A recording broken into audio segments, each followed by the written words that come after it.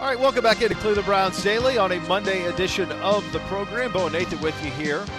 Head out on the hotline, one of our good buddies, Joel Corry, joining us, NFL contract and salary cap expert for CBS Sports, one of the very best in the business. Before we get to I'm going to talk about the Myles contract and potentially what a Jadeveon and the job that Andrew Berry's going to have to do negotiating this the cap for our team going forward.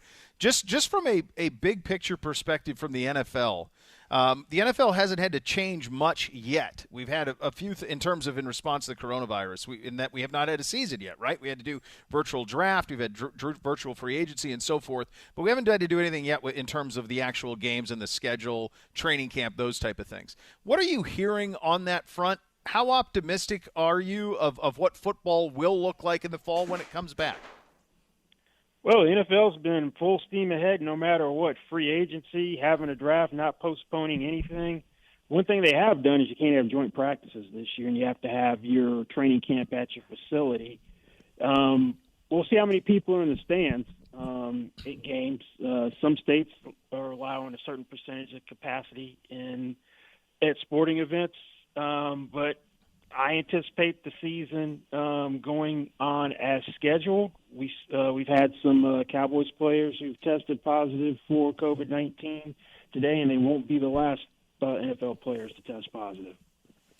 Joel, as you think about, if you were advising a client right now, a player, let's say Myles Garrett, for example, how do you balance, doing this deal, knowing that the salary cap they're saying potentially could be a little bit lower in 2021 as the effect of COVID has an effect on the salary cap? How do you factor all of these things in this uncertain time for a player who's maybe looking to do a deal or an extension like Myles?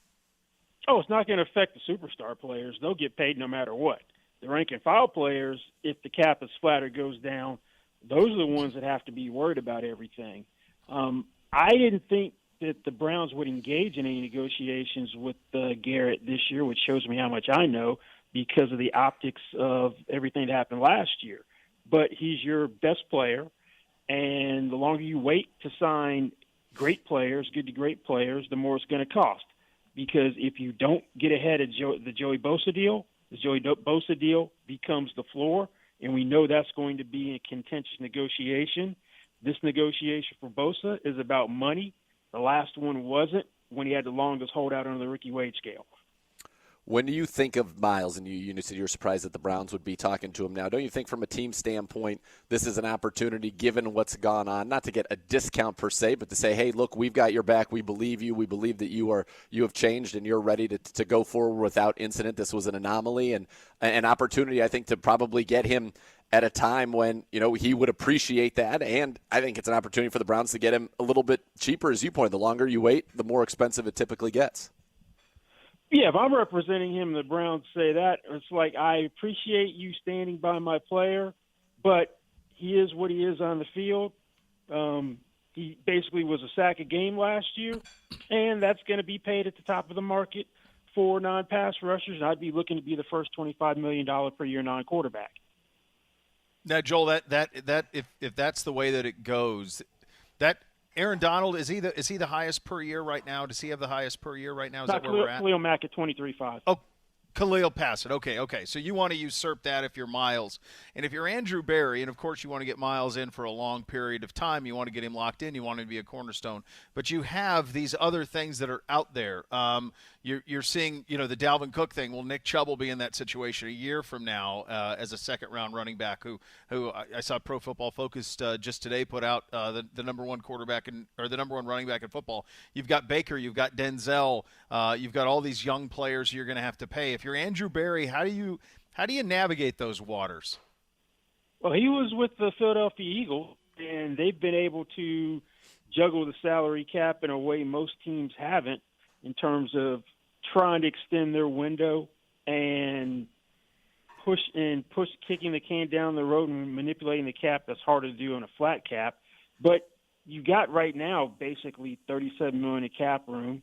You've got 175 and some change of cap commitments for next year, so you're going to be in good shape. And that's with Myles Garrett's almost $15.2 million option counting on next year's cap. So I don't have any reservations about what Andrew Berry is going to do. So that would be the least of my concerns. But I wouldn't see both Kareem Hunt and Nick Chubb having a long-term future in Cleveland because it's going to be one or the other.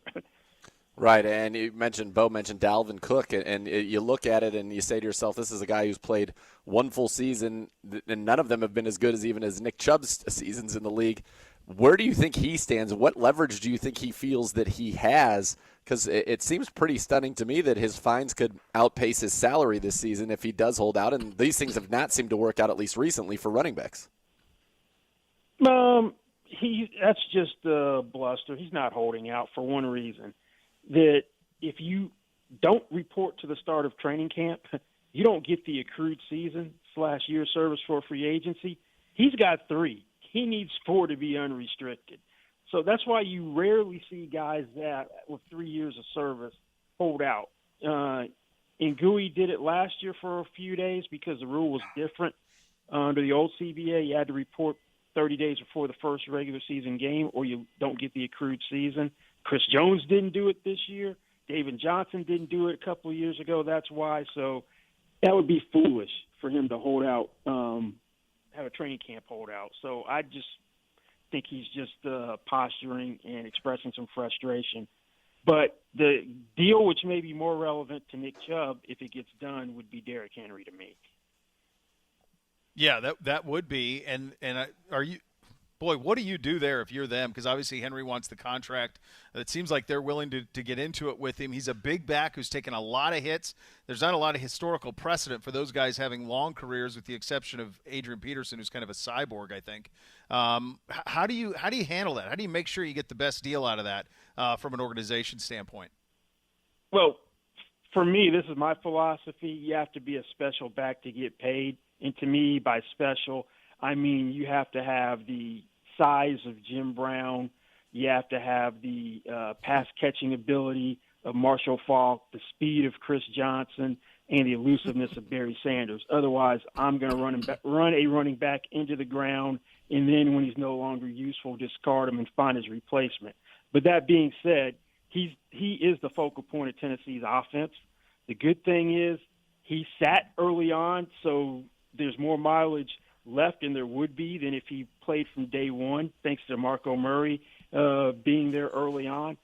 But the guys who get paid recently are dual threat guys. He adds nothing to the passing game. Right. But I think they'll probably pay him. Maybe they get to the lower end of the top tier, which is the David Johnson's $13 million or just below that per year. That is. I don't think they get to what they paid Chris Johnson in 2011, which was almost $13.5 a year, and that may be the one mitigating factor where they have more reservation than anybody else, because the cap guy, Vin Marino, was around for that deal.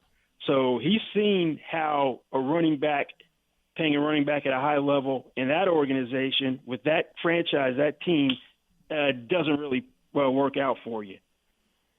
Yeah, and that's a tough thing for just running backs, I think, in general. I think you hit the nail on the head that it's a difficult position to continue to pay, a big second contract to. The return on that has not, really been there unless, as you said, you're a dual threat guy who can help the team in every facet. And for the Browns, you've got Nick Chubb, you've got Kareem Hunt. You mentioned there's no chance both of them would ever be here on bigger second contract type of deals. So it's going to be interesting to see how that plays out, and also how they decide to utilize those two in this particular season. If it's anything like last year, then Chubb's not going to be in the passing game because he was early on, and then once Hunt came back, he was not getting the ball as a receiver, even though he's demonstrated he could do that. And you got one guy who's won a rushing title in Hunt, one guy who almost won one. It wasn't a timeshare when Hunt came back in terms of carries. So it may be I could see Cleveland making it more of a timeshare this year because Hunt is extremely talented. Yeah. That would push Chubb's stats down, hurt his leverage in a negotiation for next year for an extension, but also at the same time, if he had less wear and tear, that could benefit him in the long run.